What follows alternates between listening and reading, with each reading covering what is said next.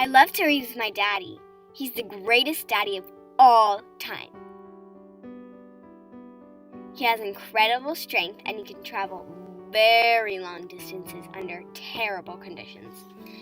He can save my mommy and me from extinction. My mommy and daddy are called aliens by the United States of America. In the movies I love so much, aliens either look funny or scary. They're from other planets. They usually do harm. My daddy would never hurt anyone. We like to splash in the pool, go to church. I don't really think it's funny when he bounces the ball in my head. But our favorite thing to do is go to Disneyland. I love the Snow White ride the best. She is so pretty. When the ugly witch with the big nose pops out, I always scream. She is so scary. But my daddy always makes me feel better. When he tells me stories, he always leaves out the witch, the ogre, or the giant. I don't know what I would do without him.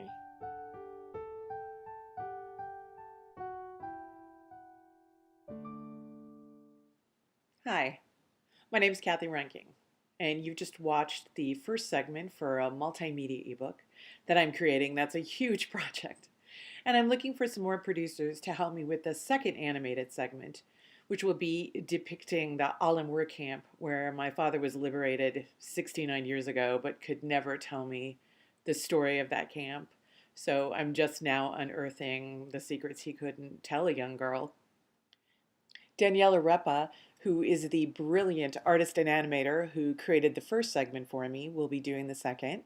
I'm also very excited to bring on a composer, Dero Farrar, who's going to create original music and re-record in a studio with musicians. We're also going to be re-recording the narration, so it sounds great. And it's going to be this short little gem that will pack a punch, basically. We're looking for producers to come on board with us. It's a very exciting project, and I thank you very much for listening. Thank you so much. Come on board. Stories my daddy and I shared were so exciting and fun. Dr. Seuss and his crazy world of green eggs and ham, Heidi and her beloved grandfather on the mountain, The Little Mermaid and her longing to have legs. But there was one story he couldn't tell me, the story of Alam. Alam was a work camp in Hanover, Germany, where my dad was a slave. He arrived there at the end of 1944 after he had spent 4 years in Lodz Ghetto and 2 other concentration camps. The work at Alam was mainly done underground, in the mines and tunnels. There were no gas chambers here, only back-breaking work.